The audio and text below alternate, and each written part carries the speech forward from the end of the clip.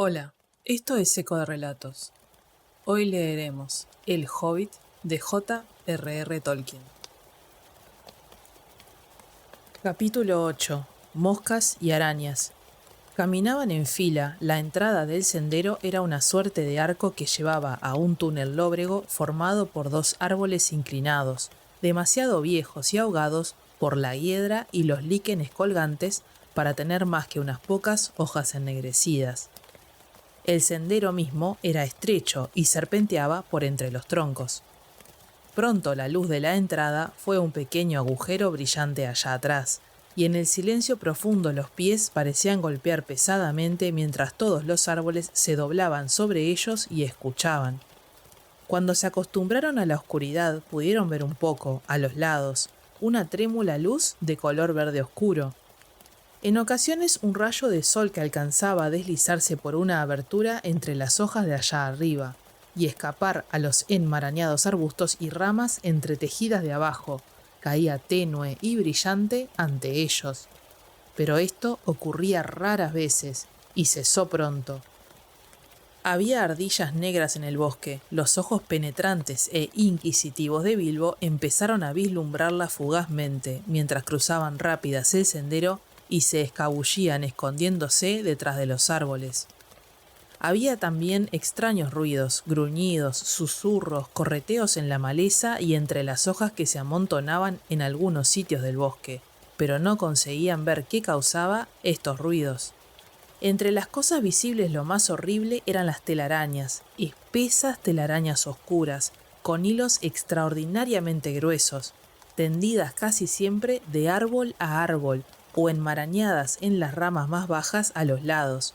No había ninguna que cruzara el sendero, y no pudieron adivinar si esto era por encantamiento o por alguna otra razón. No transcurrió mucho tiempo antes que empezaran a odiar el bosque tanto como habían odiado los túneles de los trasgos, e incluso tenían menos esperanza de llegar a la salida.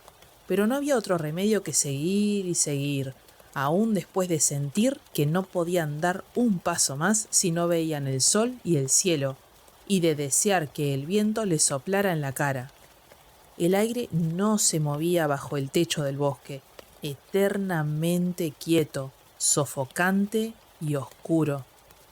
Hasta los mismos enanos lo sentían así, ellos que estaban acostumbrados a excavar túneles y a pasar largas temporadas apartados de la luz del sol. Pero el hobbit, a quien le gustaban los agujeros para hacer casas y no para pasar los días de verano, sentía que se asfixiaba poco a poco. Las noches eran lo peor, entonces se ponía oscuro como el carbón, no lo que vosotros llamáis negro carbón, sino realmente oscuro, tan negro que de verdad no se podía ver nada.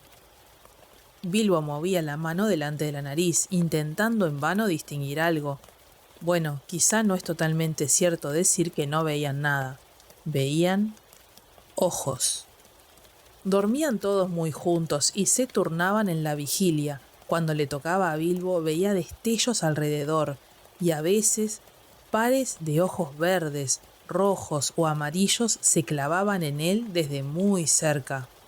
Y luego se desvanecían y desaparecían lentamente y empezaban a brillar en otra parte.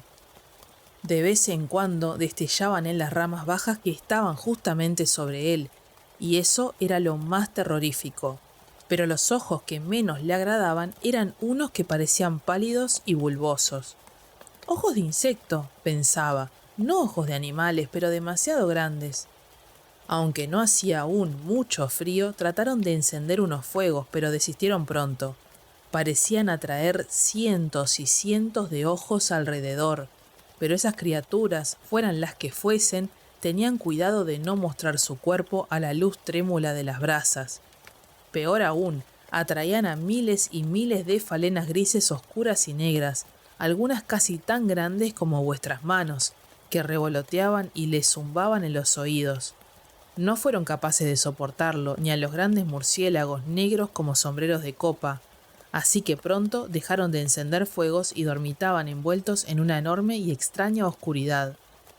Todo esto duró lo que al hobbit le parecieron siglos y siglos.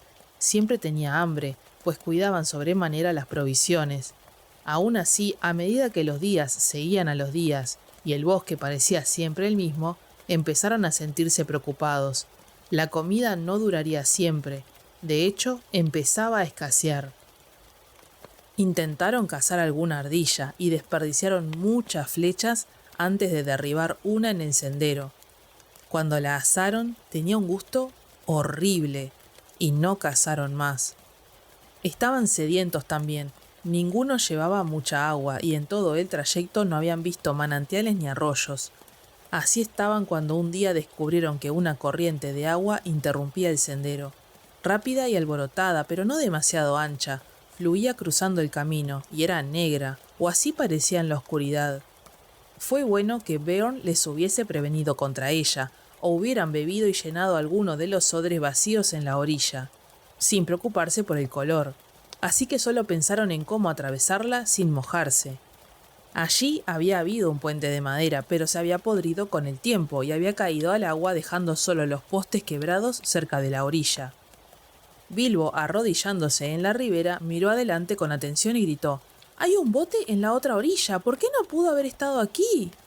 «¿A qué distancia crees que está?», preguntó Thorin, pues por entonces ya sabían que entre todos ellos Bilbo tenía la vista más penetrante. «No muy lejos, no me parece que mucho más de 12 yardas». «¿12 yardas? Yo hubiera pensado que eran 30 por lo menos, pero mis ojos ya no ven tan bien como hace 100 años.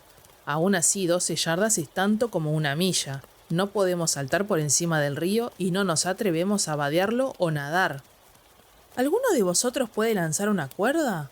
«¿Y de qué serviría? Seguro que el bote está atado, aún contando con que pudiéramos engancharlo, cosa que dudo». «No creo que esté atado», dijo Bilbo, «aunque, naturalmente, con esta luz no puedo estar tan seguro.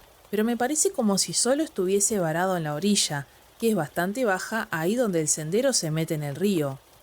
«Dori es el más fuerte, pero Fili es el más joven y tiene mejor vista», dijo Thorin. «Ven acá, Fili, y mira si puedes ver el bote de que habla el señor Bolsón». Fili creyó verlo, así que luego de mirar un largo rato para tener una idea de la dirección, los otros le trajeron una cuerda.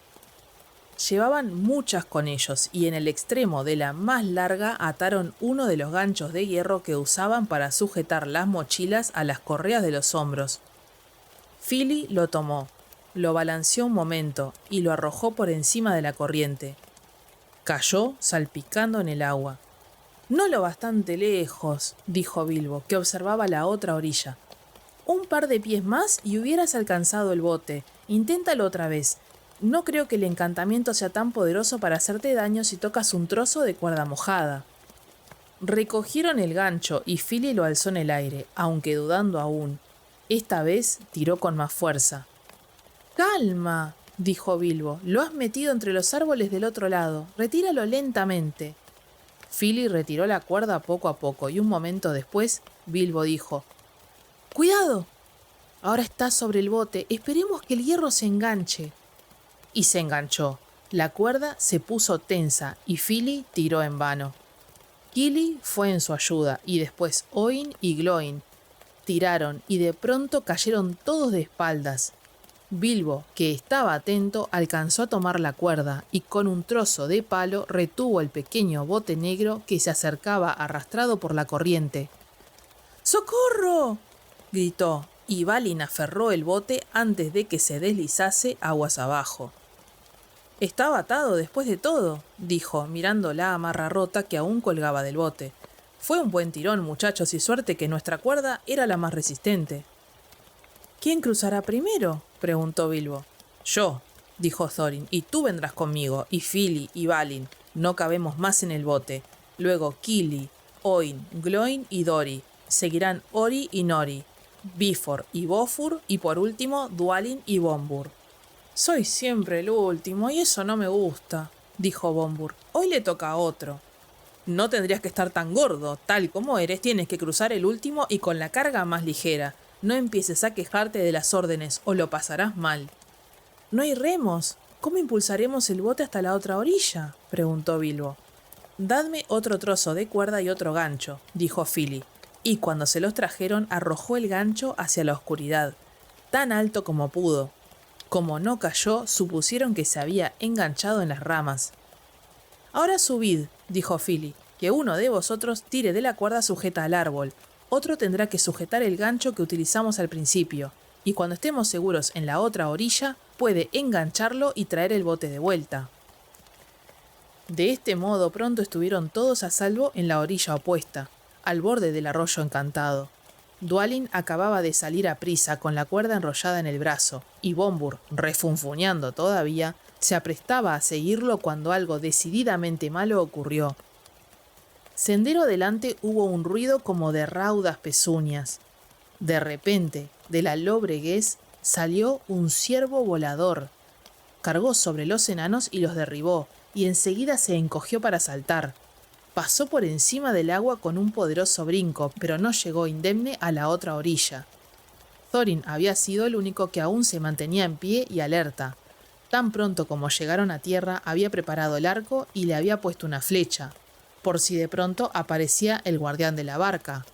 Disparó rápido contra la bestia, que se derrumbó al llegar a la orilla opuesta. Las sombras la devoraron, pero durante unos segundos oyeron un sonido entrecortado de pezuñas que al fin se extinguió. Antes que pudieran alabar este tiro certero, un horrible gemido de Bilbo hizo que todos olvidaran la carne de venado. «¡Bombur ha caído! ¡Bombur se ahoga!», gritó. No era más que la verdad. Bombur solo tenía un pie en tierra cuando el ciervo se adelantó y saltó sobre él. Había tropezado, impulsando el bote hacia atrás y perdiendo el equilibrio, y las manos le resbalaron por las raíces limosas de la orilla, mientras el bote desaparecía girando lentamente. Aún alcanzaban a ver el capuchón de Bombur sobre el agua cuando llegaron corriendo a la orilla.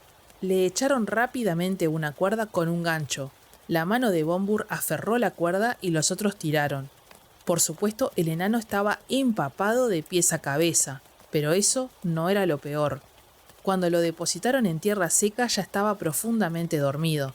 La mano tan apretada a la cuerda que no la pudieron soltar, y profundamente dormido quedó, a pesar de todo lo que le hicieron.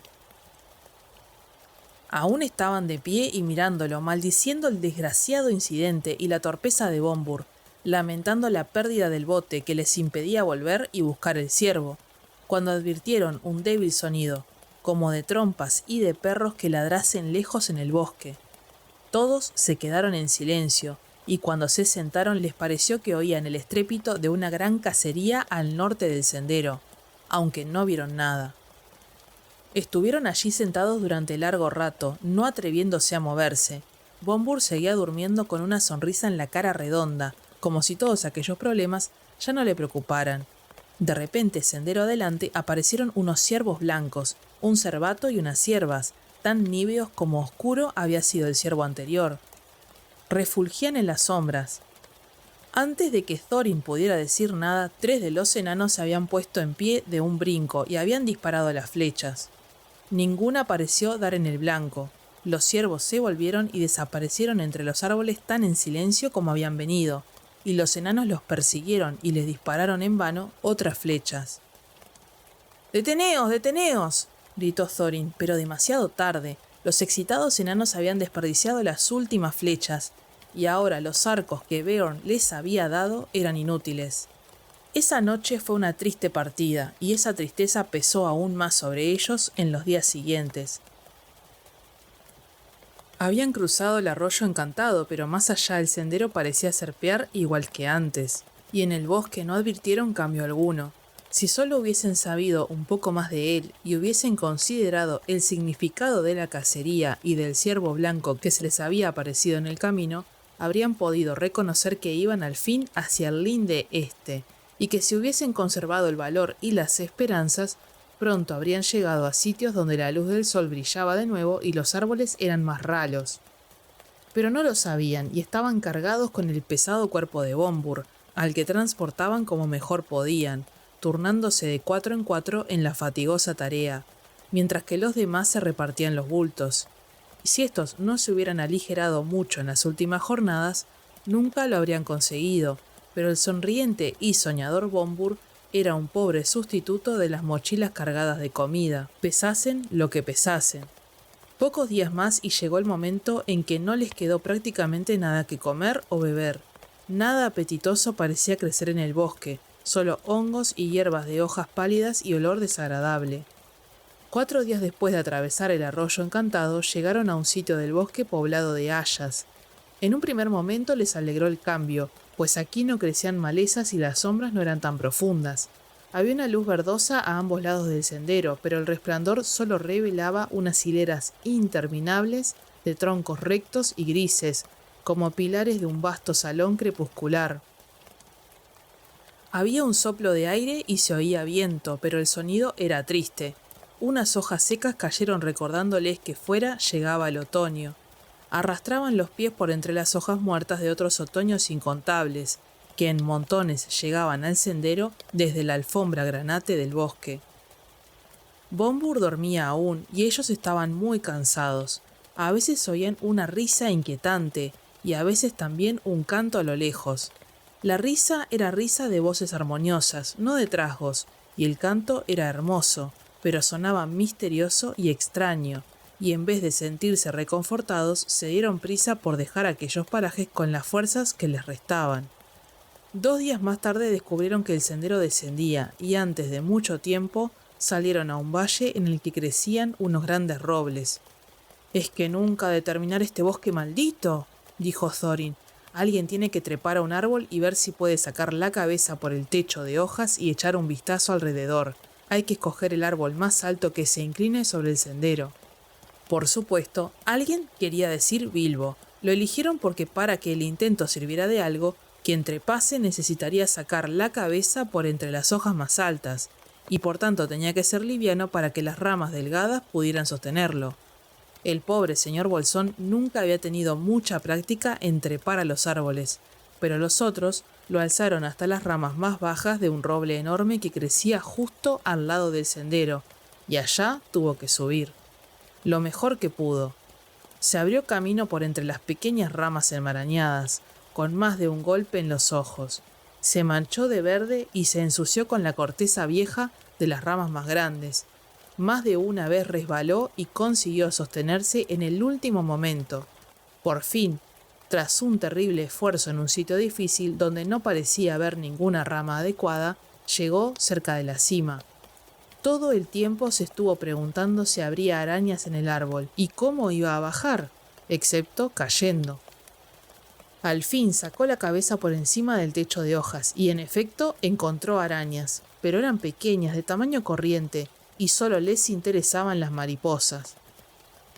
Los ojos de Bilbo casi se enceguecieron con la luz. Oía a los enanos que le gritaban desde abajo, pero no podía responderles, solo aferrarse a las ramas y parpadear. El sol brillaba resplandeciente y pasó largo rato antes de que pudiera soportarlo.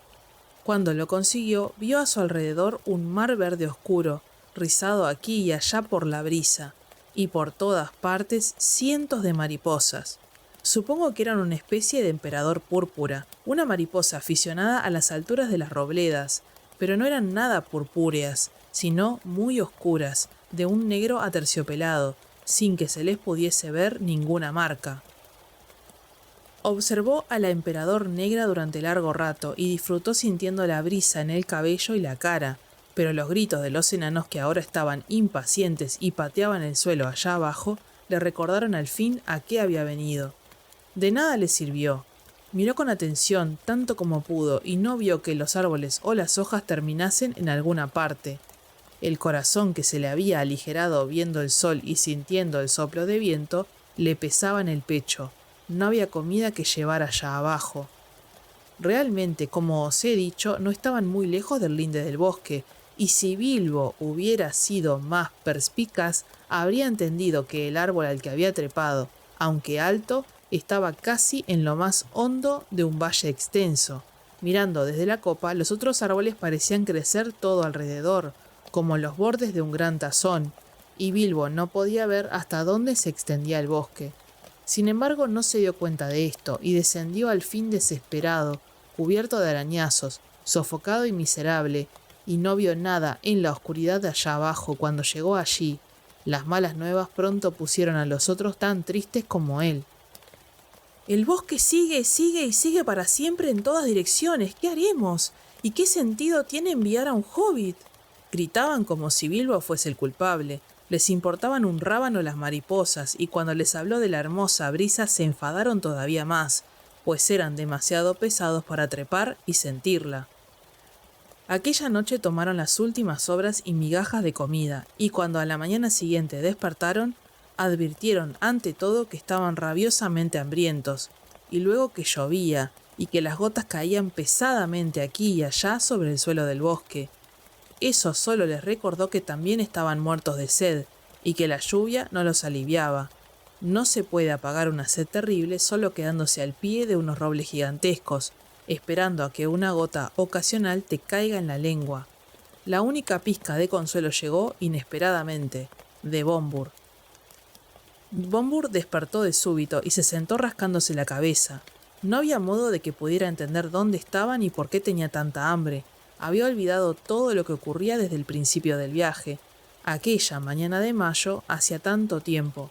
Lo último que recordaba era la tertulia en la casa del hobbit, y fue difícil convencerlo de la verdad de las muchas aventuras que habían tenido desde entonces. Cuando oyó que no quedaba nada que comer, se sentó y se echó a llorar. Se sentía muy débil y le temblaban las piernas. ¿Por qué habré despertado?, sollozaba. Tenía unos sueños tan maravillosos. Soñé que caminaba por un bosque bastante parecido a este, alumbrado solo por antorchas en los árboles, lámparas que se balanceaban en las ramas y hogueras en el suelo. Y se celebraba una gran fiesta, una fiesta que no terminaría nunca. Un rey del bosque estaba allí coronado de hojas, y se oían alegres canciones, y no podía contar o describir todo lo que había para comer y beber. «Y no tienes por qué intentarlo», dijo Thorin. «En verdad, si no puedes hablar de otra cosa, mejor te callas. Ya estamos bastante molestos contigo por lo que pasó. Si no hubieras despertado, te habríamos dejado en el bosque con tus sueños idiotas. No es ninguna broma andar cargando contigo, ni aún después de semanas de escasez». No podían hacer otra cosa que apretarse el cinturón sobre el estómago vacío, cargar con los sacos y mochilas también vacíos y marchar sin descanso camino adelante, sin muchas esperanzas de llegar al final antes de caer y morir de inanición. Esto fue lo que hicieron todo ese día, avanzando cansada y lentamente, mientras Bombur seguía quejándose de que las piernas no podían sostenerlo y que quería echarse y dormir. «No, no lo harás», decían, «que tus piernas cumplan la parte que les toca. Nosotros ya te hemos cargado bastante tiempo». A pesar de todo, Bombur se negó a dar un paso más y se dejó caer en el suelo. «Seguid si es vuestro deber», dijo. «Yo me echaré aquí a dormir y a soñar con comida, ya que no puedo tenerla de otro modo. Espero no despertar nunca más». En ese momento, Balin, que iba un poco más adelante, gritó: «¿Qué es eso? Creí ver un destello de luz entre los árboles». Todos miraron y parecía que allá a lo lejos se veía un parpadeo rojizo en la oscuridad, y después otro y otro a un lado. Hasta Bombur mismo se puso de pie, y luego todos caminaron deprisa, sin detenerse, a pensar si las luces serían de ogros o de trasgos. La luz brillaba delante de ellos y a la izquierda, y al fin fue evidente que unas antorchas y hogueras ardían bajo los árboles, pero a buena distancia del sendero. «Parece como si mis sueños se hiciesen realidad», dijo Bombur desde atrás con voz entrecortada, y quiso correr directamente bosque adentro hacia las luces, pero los otros recordaban demasiado bien las advertencias de Beorn y el mago. «Un banquete no servirá de nada si no salimos vivos», dijo Thorin. «Pero de cualquier modo, sin un banquete no seguiremos vivos mucho tiempo», dijo Bombur, y Bilbo asintió de todo corazón. Lo discutieron largo rato, del derecho y del revés, hasta que por fin convinieron en mandar un par de espías, para que se acercaran arrastrándose a las luces y averiguaran más sobre ellas. Pero luego, cuando se preguntaron a quién enviarían, no pudieron ponerse de acuerdo. Nadie parecía tener ganas de extraviarse y no volver a encontrar a sus amigos. Por último, y a pesar de las advertencias, el hambre terminó por decidirlos, ya que Bombur continuó describiendo todas las buenas cosas que se estaban comiendo en el banquete del bosque, de acuerdo con lo que él había soñado. De modo que dejaron la senda y juntos se precipitaron bosque adentro. Luego de mucho arrastrarse y gatear, miraron escondidos detrás de unos troncos y vieron un claro con algunos árboles caídos y un terreno llano. Había mucha gente allí, de aspecto élfico, vestidos todos de castaño y verde, y sentados en círculo sobre cepos de árboles talados. Una hoguera ardía en el centro y había antorchas encendidas sujetas a los árboles de alrededor, pero la visión más espléndida era la gente que comía, bebía y reía alborozada. El olor de la carne asada era tan atractivo que sin consultarse entre ellos, todos se pusieron de pie y corrieron hacia el círculo con la única idea de pedir un poco de comida. Tan pronto como el primero dio un paso dentro del claro, todas las luces se apagaron como por arte de magia. Alguien pisoteó la hoguera, que desapareció en cohetes de chispas rutilantes. Estaban perdidos ahora en la oscuridad más negra y ni siquiera consiguieron agruparse, al menos durante un buen rato.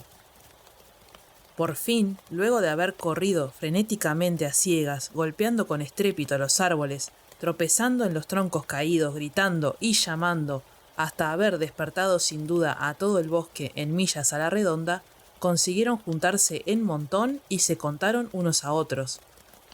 Por supuesto, en ese entonces habían olvidado por completo en qué dirección quedaba el sendero, y estaban irremisiblemente extraviados, por lo menos hasta la mañana.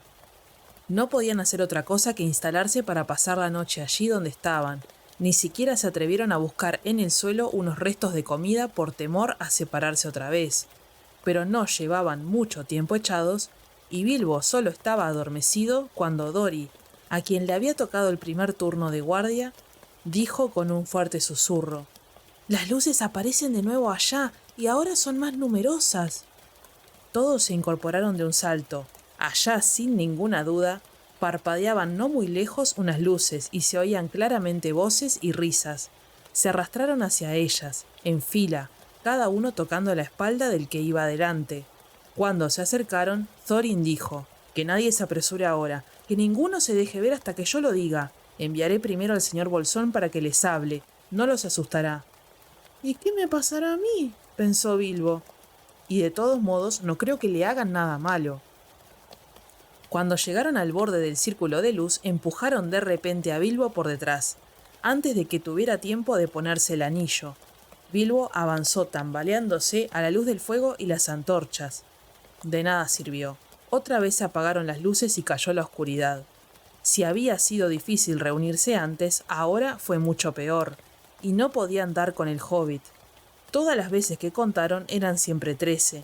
Gritaron y llamaron: «¡Bilbo Bolsón, hobbit! ¡Tú, maldito hobbit, hobbit malhadado! ¿Dónde estás?», y otras cosas por el estilo, pero no hubo respuesta. Iban a abandonar toda esperanza cuando Dori dio con él por casualidad. Cayó sobre lo que creyó un tronco y se encontró con que era el hobbit acurrucado y profundamente dormido. Después de mucho zarandearlo, consiguieron que despertase y Bilbo no pareció muy contento. «Tenía un sueño tan maravilloso», gruñó, «todos participando de la más espléndida cena». «Cielos, está como Bombur», dijeron, «no nos hables de cenas. Las cenas soñadas de nada sirven y no podemos compartirlas». «No hay nada mejor a mi alcance en este desagradable lugar», murmuró Bilbo, mientras se echaba otra vez al lado de los enanos e intentaba volver a dormir y tener de nuevo aquel sueño. Pero no fue la última vez que vieron luces en el bosque. Más tarde, cuando ya la noche tenía que haber envejecido, Gilly, que estaba entonces de guardia, vino y los despertó a todos.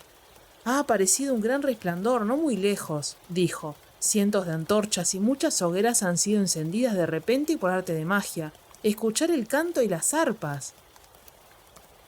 Luego de quedarse un rato echados y escuchando, descubrieron que no podían resistir el deseo de acercarse y tratar, una vez más, de conseguir ayuda. Todos se incorporaron y esta vez el resultado fue desastroso. El banquete que vieron entonces era más grande y magnífico que antes. A la cabecera de una larga hilera de comensales estaba sentado un rey del bosque, con una corona de hojas sobre los cabellos dorados, muy parecido a la figura que Bombur había visto en sueños. La gente élfica se pasaba cuencos de mano en mano por encima de las hogueras. Algunos tocaban el arpa, y muchos estaban cantando. Las cabelleras resplandecían ceñidas con flores, gemas verdes y blancas destellaban en cinturones y collares, y tanto las caras como las canciones eran de regocijo. Altas, claras y hermosas sonaban las canciones, y afuera salió Thorin, apareciendo entre ellos. Un silencio mortal cayó a mitad de una frase. Todas las luces se extinguieron, las hogueras se transformaron en humaredas negras, brasas y cenizas cayeron sobre los ojos de los enanos, y en el bosque se oyeron otra vez clamores y gritos. Bilbo se encontró corriendo en círculos, así lo creía, y llamando y llamando. Dori, Nori, Ori, Oin, Gloin, Fili, Kili, Bombur, Bifur, Balin, Dwalin, Thorin, escudo de roble, mientras gentes que ni podía ver ni sentir hacían lo mismo alrededor, lanzando algún ocasional «¡Bilbo!». Pero los gritos de los otros fueron haciéndose más lejanos y débiles, y aunque al cabo de un rato le pareció que se habían transformado en aullidos y distantes llamadas de socorro, todos los sonidos murieron al fin, y Bilbo se quedó solo en una oscuridad y un silencio completos. Aquel fue uno de los momentos más tristes de la vida de Bilbo, pero pronto decidió que era inútil intentar nada hasta que el día trajese alguna luz y que de nada servía andar a ciegas cansándose, sin esperanzas de desayuno que lo reviviese. Así que se sentó con la espalda contra un árbol y no por última vez se encontró pensando en el distante agujero hobbit y las hermosas despensas. Estaba sumido en pensamientos de pancetas, huevos, tostadas y mantequilla cuando sintió que algo lo tocaba. Algo como una cuerda pegajosa y fuerte se le había pegado a la mano izquierda. Trató de moverse y descubrió que tenía las piernas ya sujetas por aquella misma especie de cuerda, y cuando trató de levantarse, cayó al suelo. Entonces la gran araña que había estado ocupada en atarlo mientras dormitaba, apareció por detrás y se precipitó sobre él. Bilbo solo veía los ojos de la criatura, pero podía sentir el contacto de las patas peludas mientras la araña trataba de paralizarlo con vueltas y más vueltas de aquel hilo abominable. Fue una suerte que volviese en sí a tiempo. Pronto no hubiera podido moverse, pero antes de liberarse tuvo que sostener una lucha desesperada. Rechazó a la criatura con las manos, estaba intentando envenenarlo para mantenerlo quieto, como las arañas pequeñas hacen con las moscas, hasta que recordó la espada y la desenvainó. La araña dio un salto atrás y Bilbo tuvo tiempo para cortar las ataduras de las piernas. Ahora le tocaba a él atacar. Era evidente que la araña no estaba acostumbrada a cosas que tuviesen a los lados tales aguijones, o hubiese escapado mucho más aprisa. Bilbo se precipitó sobre ella antes que desapareciese y blandiendo la espada la golpeó en los ojos. Entonces la araña enloqueció y saltó y danzó y estiró las patas en horribles espasmos, hasta que dando otro golpe Bilbo acabó con ella. Luego se dejó caer y durante largo rato no recordó nada más. Cuando volvió en sí y vio alrededor la habitual luz gris y mortecina de los días del bosque, la araña yacía muerta a un lado y la espada estaba manchada de negro. Por alguna razón, matar a la araña gigante, él totalmente solo en la oscuridad, sin la ayuda del mago o de los enanos o de cualquier otra criatura, fue muy importante para el señor Bolsón. Se sentía una persona diferente, mucho más audaz y fiera a pesar del estómago vacío, mientras limpiaba la espada en la hierba y la devolvía a la vaina. «Te daré un nombre», le dijo a la espada. «Te llamaré Aguijón». Luego se dispuso a explorar. El bosque estaba oscuro y silencioso, pero antes que nada tenía que buscar a sus amigos, como era obvio. Quizá no estuviesen lejos, a menos que unos trasgos, o algo peor, los hubieran capturado. A Bilbo no le parecía sensato ponerse a gritar, y durante un rato estuvo preguntándose de qué lado correría el sendero, y en qué dirección tendría que ir a buscar a los enanos. «Oh, ¿por qué no habremos tenido en cuenta los consejos de Beorn y Gandalf?», se lamentaba. «¿En qué enredo nos hemos metido todos nosotros? ¡Nosotros! Lo único que deseo es que fuésemos nosotros. Es horrible estar completamente solo». Por último trató de recordar la dirección de donde habían venido los gritos de auxilio de la noche anterior, y por suerte había nacido con una buena provisión de suerte, lo recordó bastante bien, como veréis enseguida. Habiéndose decidido, avanzó muy despacio, tan hábilmente como pudo. Los hobbits saben moverse en silencio, especialmente en los bosques, como ya os he dicho. Además, Bilbo se había puesto el anillo antes de ponerse en marcha, y fue por eso que las arañas no lo vieron ni oyeron cómo se acercaba. Se abrió paso sigilosamente durante un trecho, cuando vio delante una espesa sombra negra, negra aún para aquel bosque, como la sombra de una medianoche inmutable. Cuando se acercó, vio que la sombra era en realidad una confusión de telarañas superpuestas. Vio también, de repente, que unas arañas grandes y horribles estaban sentadas por encima de él en las ramas, y con anillo o sin anillo tembló de miedo al pensar que quizá lo descubrieran. Se quedó detrás de un árbol, observó a un grupo de arañas durante un tiempo y al fin comprendió que aquellas repugnantes criaturas se hablaban unas a otras en la quietud y el silencio del bosque. Las voces eran como leves crujidos y siseos, pero Bilbo pudo entender muchas de las palabras. Estaban hablando de los enanos. Fue una lucha dura, pero valió la pena, dijo una. Sí, en efecto, qué pieles asquerosas y gruesas tienen, pero apuesto a que dentro hay buenos jugos. Sí, serán un buen bocado cuando hayan colgado un poco en la tela, dijo la otra. No los colguéis demasiado tiempo, dijo una tercera. No están muy gordos, yo diría que no se alimentan muy bien últimamente. Matadlos, os digo yo, siseó una cuarta. Matadlos ahora y colgadlos muertos durante un rato. Apostaría que ya están muertos, dijo la primera. No, no lo están. Acabo de ver a uno forcejeando, justo despertando de un hermoso sueño, diría yo. Os lo mostraré. Una de las arañas gordas corrió luego a lo largo de una cuerda, hasta llegar a una docena de bultos que colgaban en hilera de las ramas altas. Bilbo los vio entonces por primera vez suspendidos en las sombras, y descubrió, horrorizado, que el pie de un enano sobresalía del fondo de algunos de los bultos, y aquí y allá la punta de una nariz o un trozo de barba o de capuchón. La araña se acercó al más gordo de los bultos. «Es el pobre viejo Bombur, apostaría», pensó Bilbo, y la araña pellizcó la nariz que asomaba. Dentro sonó un débil gañido, y un pie salió disparado y golpeó fuerte y directamente a la araña. Aún quedaba vida en Bombur.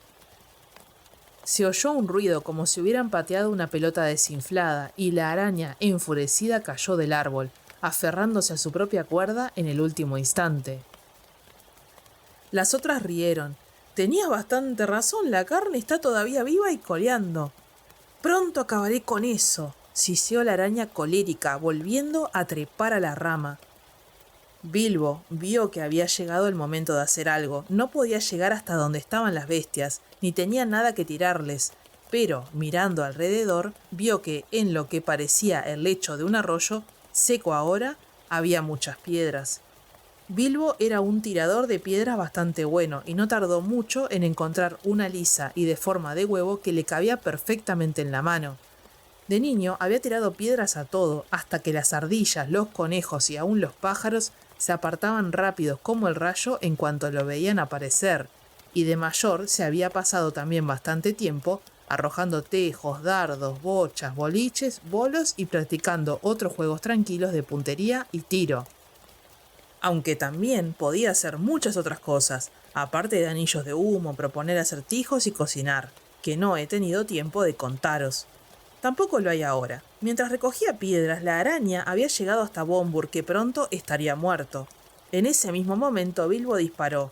La piedra dio en la cabeza de la araña con un golpe seco, y la bestia se desprendió del árbol y cayó pesadamente al suelo con todas las patas encogidas. La siguiente piedra que lanzó Bilbo atravesó zumbando una gran telaraña y rompiendo las cuerdas derribó a la araña que estaba allí sentada en el medio y que cayó muerta. A esto siguió una gran conmoción en la colonia de arañas, y por un momento olvidaron a los enanos, os lo aseguro. No podían ver a Bilbo, pero no les costó mucho descubrir de qué dirección venían las piedras. Rápidas como el rayo, se acercaron corriendo y balanceándose hacia el hobbit, tendiendo largas cuerdas alrededor, hasta que el aire pareció todo ocupado por trampas flotantes. Bilbo, de cualquier modo, se deslizó pronto hasta otro sitio. Se le ocurrió la idea de alejar más y más a las furiosas arañas de los enanos, si era posible, y hacer que se sintieran perplejas, excitadas y enojadas, todo a la vez. Cuando medio centenar de arañas llegó al lugar donde él había estado antes, les tiró unas cuantas piedras más, y también a las otras que habían quedado a retaguardia. Luego, danzando por entre los árboles, se puso a cantar una canción para enfurecerlas y atraerlas hacia él, y también para que lo oyeran los enanos. Esto fue lo que cantó. Araña gorda y vieja que hilas en un árbol, araña gorda y vieja que no alcanzas a verme, venenosa, venenosa, ¿no pararás? ¿No pararás tu hilado y vendrás a buscarme? Vieja tontona, toda cuerpo grande. Vieja tontona, no puedes espiarme. Venenosa, venenosa, déjate caer. Nunca me atraparás en los árboles. No muy buena quizá, pero no olvidéis que había tenido que componerla él mismo, en el apuro de un difícil momento. De todos modos tuvo el efecto que él había esperado. Mientras cantaba, tiró algunas piedras más y pateó el suelo. Prácticamente todas las arañas del lugar fueron tras él. Unas saltaban abajo, otras corrían por las ramas, pasando de árbol en árbol, o tendían nuevos hilos en sitios oscuros. Estaban terriblemente enojadas. Aún olvidando las piedras, ninguna araña había sido llamada venenosa, y desde luego tontona es para cualquiera un insulto inadmisible. Bilbo se escabulló a otro sitio, pero por entonces muchas de las arañas habían corrido a diferentes puntos del claro donde vivían, y estaban tejiendo telarañas entre los troncos de todos los árboles. Muy pronto Bilbo estaría rodeado de una espesa barrera de cuerdas. Al menos esa era la idea de las arañas. En medio de todos aquellos insectos que cazaban y tejían, Bilbo hizo de tripas corazón y cantó otra vez. La lob perezosa y la loca cob tejen telas para cazarme, más dulce soy que muchas carnes, pero no pueden encontrarme. Aquí estoy yo, mosca traviesa, y ahí vosotras, gordas y hurañas, jamás podréis atraparme en vuestras locas telarañas. Con eso se volvió y descubrió que el último espacio entre dos grandes árboles había sido cerrado con una telaraña. Pero por fortuna, no una verdadera telaraña, sin grandes hebras de cuerdas de doble ancho tendidas rápidamente de acá para allá de tronco a tronco. Desenvainó la pequeña espada, hizo pedazos las hebras y se fue cantando. Las arañas vieron la espada, aunque no creo que supieran lo que era, y todas se pusieron a correr tras el hobbit, por el suelo y por las ramas, agitando las piernas peludas, chasqueando las pinzas, los ojos desorbitados, rabiosas, echando espuma. Lo siguieron bosque adentro, hasta que Bilbo no se atrevió a alejarse más. Luego se escabulló otra vez, más callado que un ratón.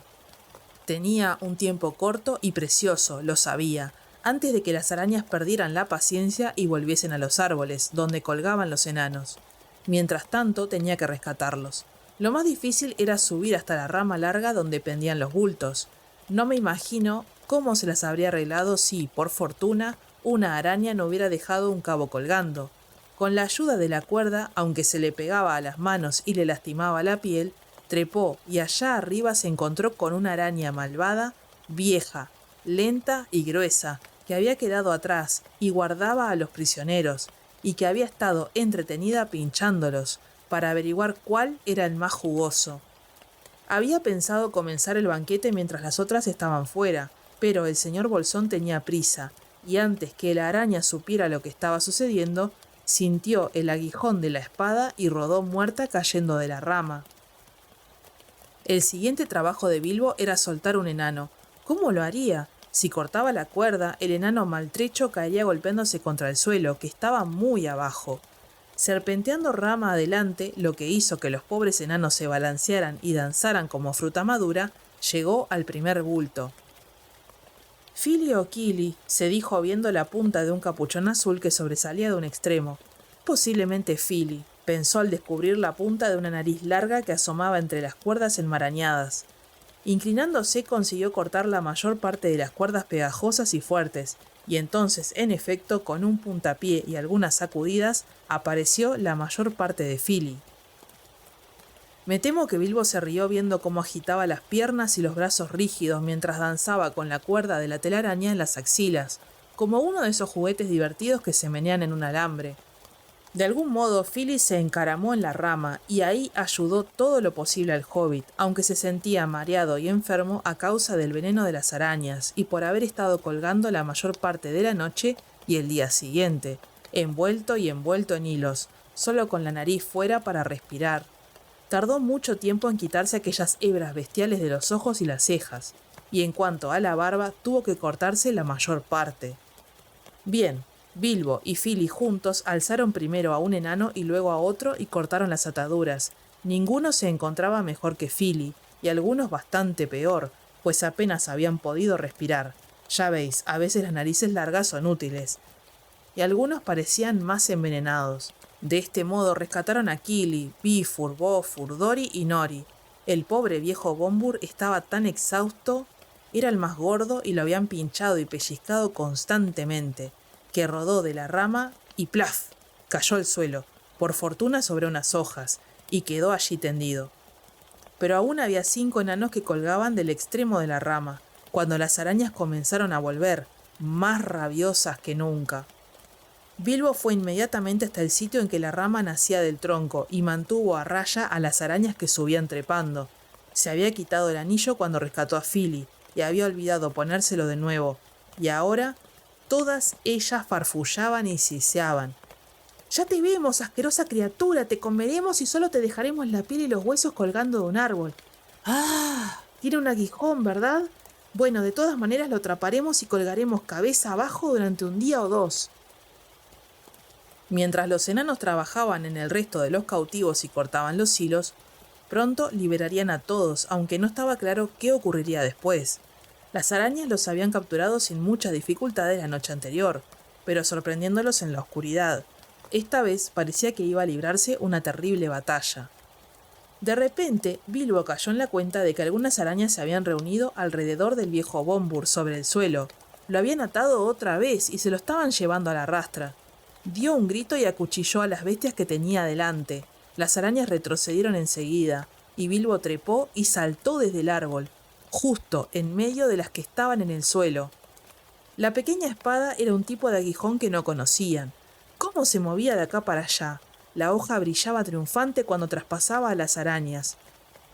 6 de ellas murieron antes que el resto huyese y dejase a Bombur en manos de Bilbo. «¡Bajad, bajad!», le gritó a los otros enanos que estaban en la rama.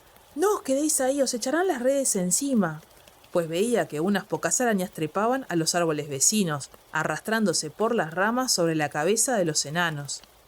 Los enanos bajaron gateando, o saltaron o se dejaron caer, los 11 en montón, la mayoría muy temblorosos y torpes de piernas. Allí se encontraron al fin los 12, contando al pobre Bombur, a quien sostenían por ambos lados el primo Bifur y el hermano Bofur, y Bilbo se movía alrededor y blandía a aguijón, y cientos de arañas los miraban con los ojos desorbitados, desde arriba, desde un lado, desde otro. La situación parecía bastante desesperada. Entonces comenzó la batalla. Algunos enanos tenían cuchillos, otros palos y había piedras para todos, y Bilbo blandía la daga élfica. Una y otra vez las arañas fueron rechazadas y muchas murieron, pero esto no podía prolongarse. Bilbo estaba casi exhausto, solo 4 de los enanos se mantenían aún en pie, y pronto las arañas caerían sobre ellos como sobre moscas cansadas. Ya tejían de nuevo alrededor, de árbol en árbol. Bilbo al fin no pudo pensar en otro plan que comunicar a los enanos el secreto del anillo. Lo lamentaba bastante, pero no había otro remedio. «Voy a desaparecer», dijo. «Alejaré a las arañas de aquí, si puedo. Vosotros tenéis que manteneros juntos y escapar en la dirección opuesta. Por allí, a la izquierda, quizás se podría llegar al sitio donde vimos por última vez el fuego de los elfos». Tardaron en entender lo que se les decía, pues la cabeza les daba vueltas en medio de una confusión de gritos, palos y piedras que golpeaban. Pero al fin Bilbo sintió que no podía esperar más. Las arañas estaban cerrando el círculo. De súbito se deslizó el anillo en el dedo y desapareció dejando estupefactos a los enanos. Pronto se oyeron gritos: «¡Perezosa, Lob, venenosa!» entre los árboles de la derecha. Esto enfureció mucho a las arañas. Dejaron de acercarse a los enanos y unas cuantas se volvieron hacia la voz. Venenosa las enojó tanto que perdieron el juicio. Entonces Balin, quien había entendido el plan de Bilbo mejor que los demás, se lanzó al ataque. Los enanos se unieron en un pelotón y descargando una lluvia de piedras corrieron hacia la izquierda y atravesaron el círculo. Lejos, detrás de ellos, los cantos y gritos cesaron de pronto. Esperando contra toda esperanza que no hubiesen capturado a Bilbo, los enanos siguieron adelante. No lo bastante deprisa, sin embargo. Se sentían enfermos, débiles y arrastraban las piernas y cojeaban, perseguidos por arañas que les pisaban los talones. Una y otra vez tenían que volverse y enfrentar a las criaturas que estaban casi encima de ellos. Y ya algunas de las arañas corrían por los árboles y dejaban caer unos largos hilos pegajosos. Las cosas parecían haber empeorado otra vez cuando de pronto Bilbo reapareció e inició un ataque desde un lado sobre las asombradas arañas. ¡Seguid, seguid!, gritó. ¡Yo seré quien clave el aguijón! Y así ocurrió. Se movía adelante y atrás, rasgando los hilos de las arañas, cortándole las patas y acuchillándoles los cuerpos gordos si se acercaban demasiado.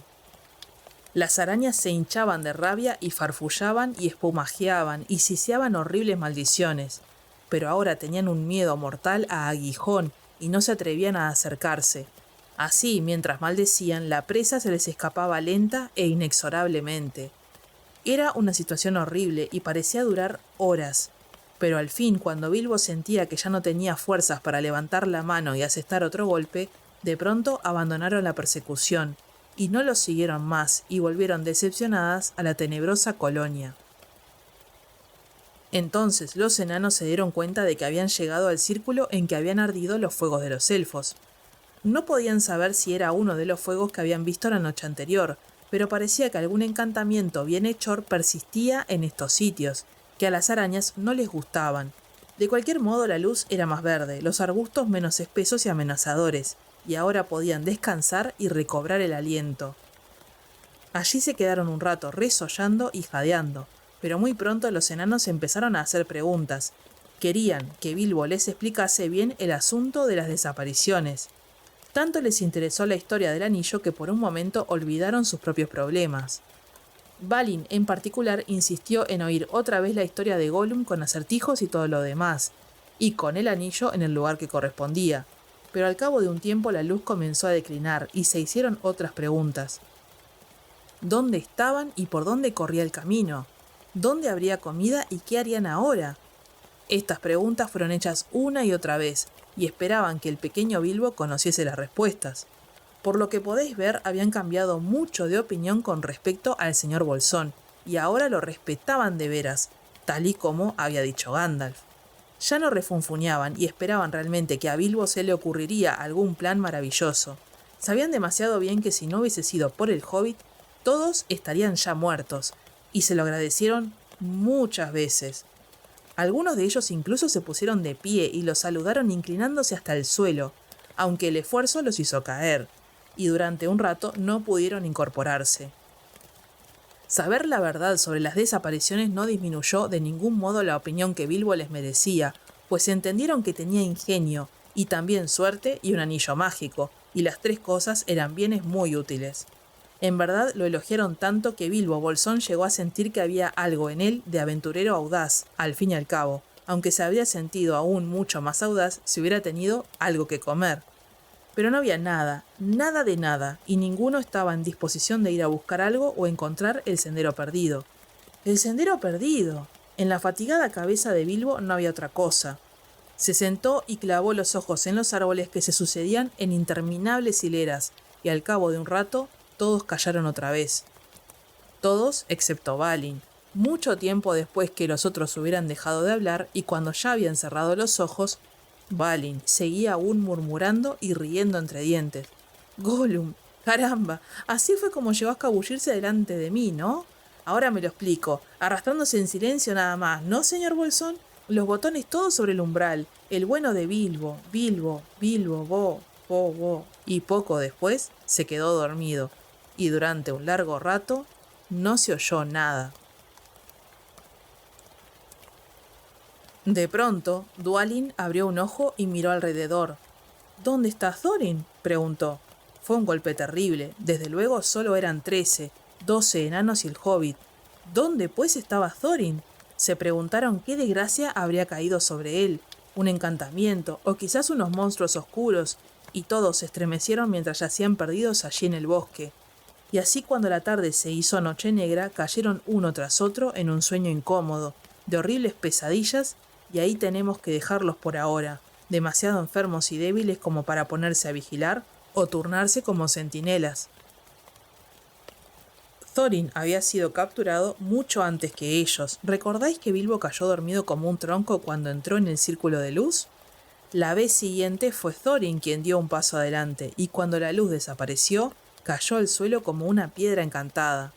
Las voces de los enanos perdidos en la noche, los gritos cuando las arañas se precipitaron sobre ellos y los atacaron, y todos los ruidos de la batalla del día siguiente habían pasado inadvertidos para Thorin. Luego los elfos del bosque se le echaron encima y lo ataron y se lo llevaron.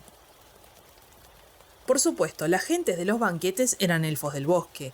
Los elfos no son malos, pero desconfían de los desconocidos. Esto puede ser un defecto. Aunque dominaban la magia, andaban siempre con cuidado aún en aquellos días.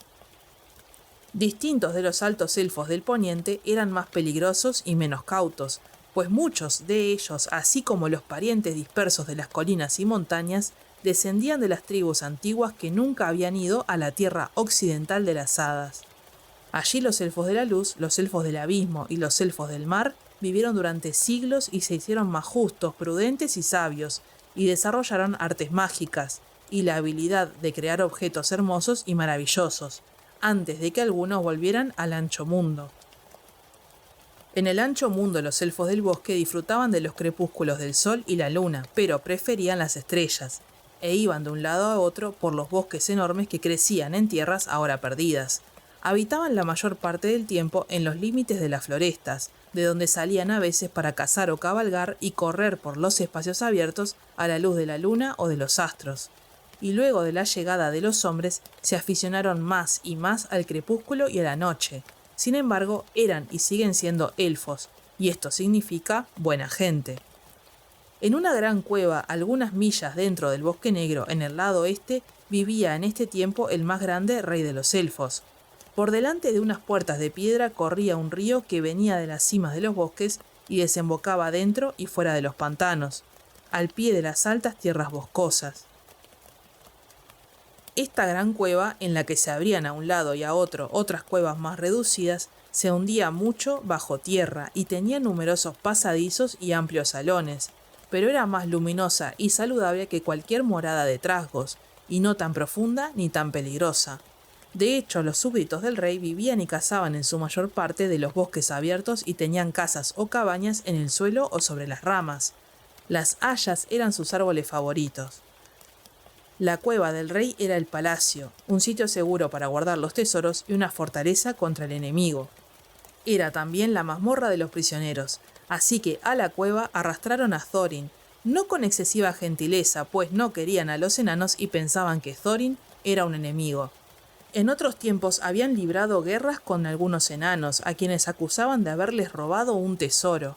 Sería al menos justo decir que los enanos dieron otra versión, y explicaban que solo habían tomado lo que era de ellos, pues el rey elfo les había encargado que le tallasen la plata y el oro en bruto, y más tarde había rehusado pagarles. Si el rey elfo tenía una debilidad, esa eran los tesoros, en especial la plata y las gemas blancas, y aunque guardaban muchas riquezas, siempre quería más, pensando que aún no eran tantas como las de otros señores elfos de antaño. La gente élfica nunca cavaba túneles ni trabajaba los metales o las joyas, ni tampoco se preocupaba mucho por comerciar o cultivar la tierra. Todo esto era bien conocido por los enanos, aunque la familia de Thorin no había tenido nada que ver con la disputa de la que hablamos antes. En consecuencia, Thorin se enojó por el trato que había recibido cuando le quitaron el hechizo y recobró el conocimiento, y estaba decidido también a que no le arrancasen ni una palabra sobre oro y joyas. El rey lo miró severamente a Thorin cuando lo llevaron al palacio y le hizo muchas preguntas, pero Thorin solo contestó que se estaba muriendo de hambre. ¿Por qué tú y los tuyos intentasteis atacarnos 3 veces durante la fiesta?, preguntó el rey. Nosotros no los atacamos, respondió Thorin. Nos acercamos a pedir porque nos moríamos de hambre. ¿Dónde están tus amigos y qué hacen ahora? No lo sé, pero supongo que muriéndose de hambre en el bosque. ¿Qué hacíais en el bosque? Buscábamos comida y bebida, pues nos moríamos de hambre. Pero, en definitiva, ¿qué asunto os trajo al bosque? preguntó el rey, enojado. Thorin cerró entonces la boca y no dijo nada más. Muy bien, exclamó el rey. Que se lo lleven y lo pongan a buen recaudo hasta que tenga ganas de decir la verdad, aunque tarde 100 años.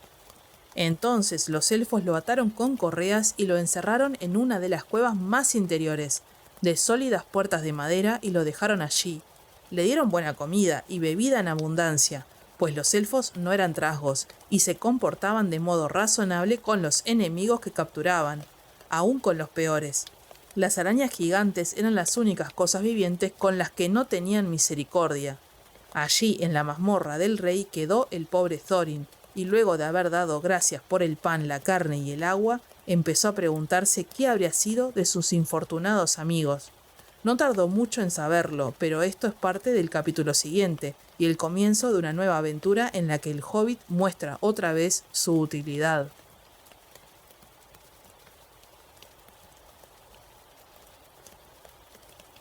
Hasta acá llegamos con el episodio de hoy. No olvides darle like, suscribirte y activar la campanita para que no te pierdas los próximos videos. Déjame tus comentarios, opiniones o sugerencias y nos vemos en el próximo capítulo.